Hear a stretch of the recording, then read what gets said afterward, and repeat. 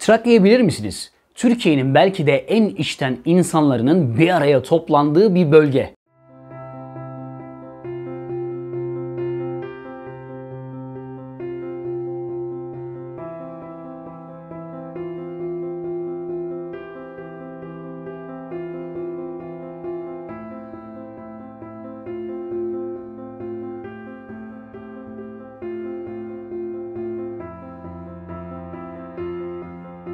Son dönemde de sanayi bölgesi olarak dikkat çekiyor. Ben de sık sık gidip gelirim ve insanları gerçekten muazzam iyiler ve çok eğlenceliler. Ama Trakya'da bir sorun var. Trakya bölgesi toprak ve yeraltı zenginlikleri bakımından çok değerli bir yer. Özellikle henüz keşfedilmemiş ama açılmayı bekleyen çok ciddi altın maden yatakları var orada. Sadece altın da değil elbette. Diğer değerli taş ve mineral yatakları da mevcut. Haricinde Trakya tarihi bakımından da adeta kazıldıkça tarih fışkıran bir bölge. Vallahi Trakyalı kardeşlerim kusura bakmasın ama peynir ekmek gibi topraklarını, bu değerli topraklarını elden çıkarıyorlar. Yabancı ve yerli şirketler veya şahıslar inanılmaz şekilde arazi topluyor bölgeden. Bunların arasında önemli bir isim var. Yazılımcılık işinden bir anda sağlık işine adım atan ve aklı fikri dünya nüfusunu aşılarla azaltmak, düşürmek olan Bill Gates. Bunu biz söylemiyoruz. Kendisi söylüyor. Bill Gates sadece Edirne ve Kırklareli'nde toplamda 25.000 dönüm arazi almış durumda. Diğer iddiaya göre 22.000. Türkiye genelinde ise toplamda 60.000 dönüm arazisi olduğu söyleniyor. Sadece Türkiye'de değil elbette. Dünyanın pek çok önemli ama stratejik yerinden topraklar alıyor bu adam. Bugünkü tahmini rakamlarla 1 milyon dönüm dünyada pek çok ülkeden toprak aldığı biliniyor. Sadece o da değil. Uluslararası maden arama şirketleri, petrol arama şirketleri veya diğer iş adamları Trakya bölgemizden inanılmaz büyüklükte arazileri çoktan kapattılar bile. Köy köy gezip arazi topladılar. Büyük sıfırlamaya doğru sürükleniyoruz çünkü. Trakya'da köylerde yaşayan kardeşlerim bilirler ve yorum da yapabilirler. Mutlaka onların da kapılarını çalmışlardır. Hani diyoruz ya, yeraltı kaynakları olan veya stratejik olan toprakları alıyorlar diye. Sadece bunlar değil, çok daha önemli statüde olan bir husus daha var. Tarım arazisi topluyorlar. Neden biliyor musunuz? Çünkü yakın gelecekte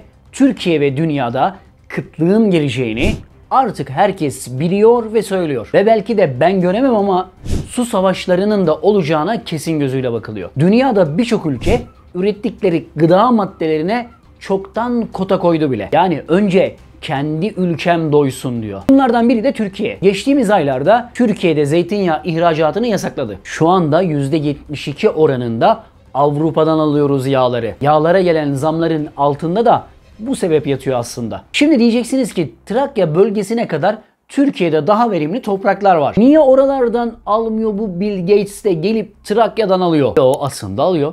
Ama en çok araziyi Trakya'dan almış durumda. Niye biliyor musunuz? Çünkü kardeşim uluslararası çapta yapılmış bilimsel araştırma var. Bu araştırmalara göre küresel ısınma olduğunda, tüm dünyayı etkileyecek küresel felaketler olduğunda en az etkilenecek topraklardan birisi de işte o Trakya bölgesi. Tabi başka yerlerden de, daha doğrusu başka verimli topraklar da toplamış durumda Bill Gates. Mesela Antalya, Isparta, Uşak, Aydın, Balıkesir, Şırnak, Kars, Diyarbakır, Batman, Hakkari, Bitlis, Sivas. Bir dakika ya. Vay arkadaş, benim memleketimden de toprak almış ya bu herif. Yani Türkiye'nin birçok yerinden aracı şirketlerle toprak almış durumda Bill Gates denen adam. Trakya valisi vardı, Ali Yerlikaya. Sayın valim, o zamanlar bildiğiniz kendini yırttı. Aklınızı başınıza alın, arazinizi, toprağınızı satmayın. Kendinizi düşünmüyorsanız çocuklarınızı düşünün diye. Ama dinleyen olmadı ve araziler satıldı. Tabii ki orada yaşayan köylülerimizi, çiftçilerimizi suçlar bir tavır içinde de olmak istemeyiz. Arazi satmalarını doğru bulmuyoruz.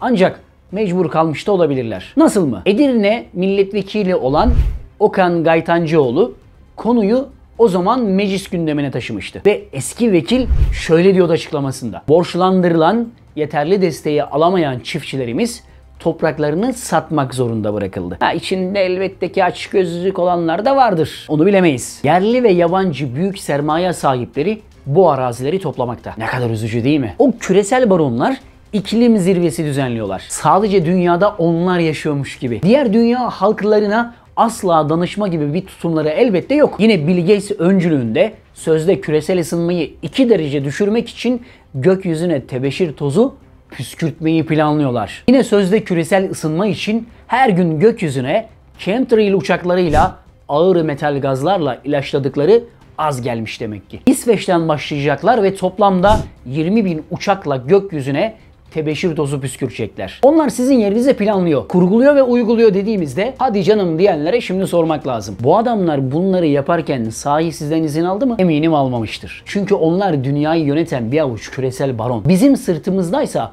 köle gibi çalışmamızın karşılığı ismine maaş denilen ve o maaşı hayatta kalmaya yetecek kadar veren ve o ismine geçim yükü denen o ağır yükü bize yüklemişler. Ve yükümüz bu kadar ağırken başımızı kaldırmamız elbette ki zor. Siz de haklısınız. Ne diyeyim?